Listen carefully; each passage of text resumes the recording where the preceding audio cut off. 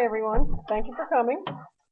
So, does everyone want to live a long, healthy, active, fulfilling lifestyle? I mean, when you have children and grandchildren, you want to be able to be active with them. And you want to make sure that you're not sick and tired all the time. Well, the time is to act now. It's never too late, and you want to act now because not only will you feel better now, but you'll feel better in the future. So we must eat healthy to get proper nutrition, to live a life of feeling good and having the energy to be active and have the good things in life. There's a Dr. Mehmet Oz who is on the Oprah show. He was on the Oprah show and he became famous that way, but he's a renowned heart surgeon. And he now has his own show, and he did this eye-opening presentation, which I'm going to show you. Now, this is your artery, and it's not supposed to be all clogged like that. And this is all clogged from all the bad eating your whole life. And see all that stuff coming out? That is not supposed to be in there. This is supposed to be clear. So this should be one reason that you want to change your lifestyle, and so you don't have a clogged artery, because he has performed many surgeries, many heart surgeries because of arteries like this. So I want to tell you about some things you can do to avoid this before you reach this critical stage. And it's all about choices. It's important to have a well-rounded, nutritious diet and to be able to have a healthy lifestyle. You want to have energy and feel good.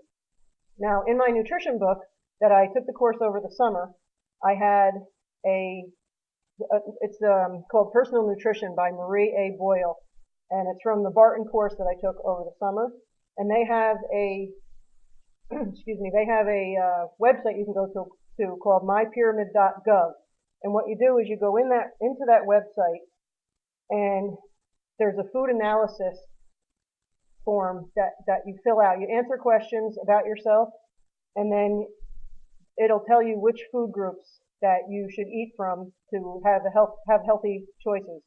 And the questions you answer are about your body type, and then it tells you what to eat for what food group. And the food's categorized in the 6 food categories, which are grains, veggies, fruits, oils, milks, and meat and beans. And don't worry if you're a vegetarian, because there's also a vegetarian choice that you can pick from there. So the selection that they give you is easy to choose from, because they tell you exactly from which food group. They tell you exactly what food to take, and how much of that food that you should eat in that day to get the proper nutrition that you need for that day. So if you don't get the proper nutrition, you're forcing yourself to feel sick, and you can possibly get diseases, which I'll talk about later. When you do get the proper nutrition, the results will be satisfying, and you'll feel the results for the rest of your life. Eating too much junk food can make you feel nauseous from the sugar and from all the artificial ingredients. So according to Dr. Oz, who I mentioned earlier, you're only supposed to have 20 grams of saturated fat and trans fat in one day, and that's not too many. Let me show you this. Now, in this box of donuts, there's 7 grams of saturated fat in one little donut. These are little. In one little donut, there's 7 grams. So if you have 3, then you've already reached a little bit past your requirement for the day. Now, that butter has it, and a couple of little things like that you don't realize what you're eating in the daytime. So if you have 3 of these, that's all you can have as far as junk food goes for saturated fats or trans fats. Now, another thing I wanted to tell you about are the labels. And when you go to the store and you go shopping, you can see that everything is broken down here, and it shows you the saturated fats and the trans fats. And then also there's the ingredient list. Now this one has about 1,000 ingredients in it, and that's not good.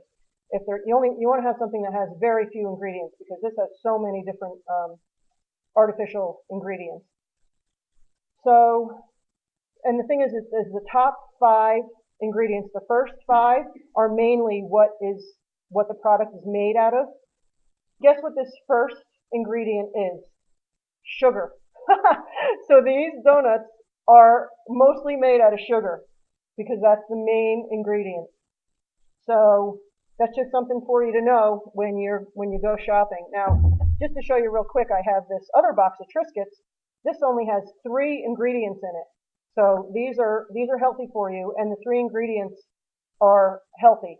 They're whole grain things and just healthy things in here that you can have. So to get to my next point, while you're at the store and you're looking for things to buy, you can do that for your home cooking, because that's the best way to stay healthy. Is you definitely want to do some home cooking. There's many different reasons to do the home cooking, and you know what you're eating because you make it yourself and you control the ingredients. So if you're allergic to certain foods, then you can make sure that they're not in your food, and then you don't have to worry about an allergic reaction. You'll eliminate the risk of an allergic reaction. And it's also cheaper. If you go to Rosie's, which is a little diner in our town here, if I get an egg and cheese sandwich and an iced tea, it's about $7.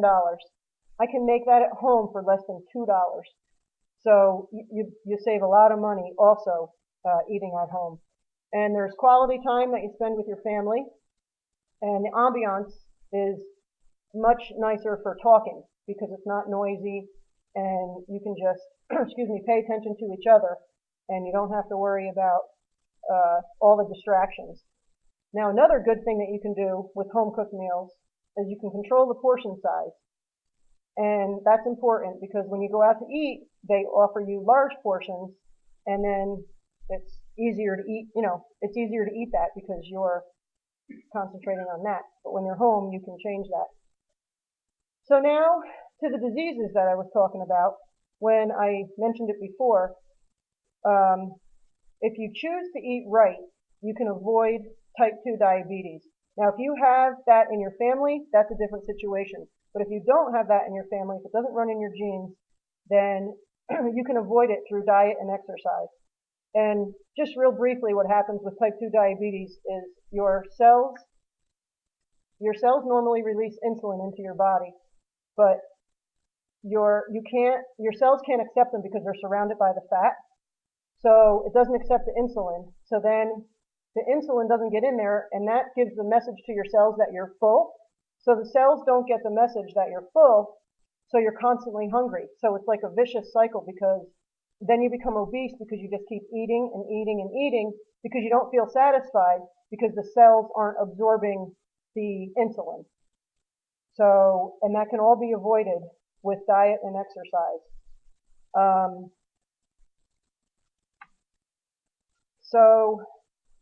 And you also, with type 2 diabetes, a lot of times you have to take medicine. And why would you want to put medicine in your body when it's really not a good idea? It's, you don't know what it's doing to your body. And if you're taking it for 10 years, when it can be avoided, then it definitely should be.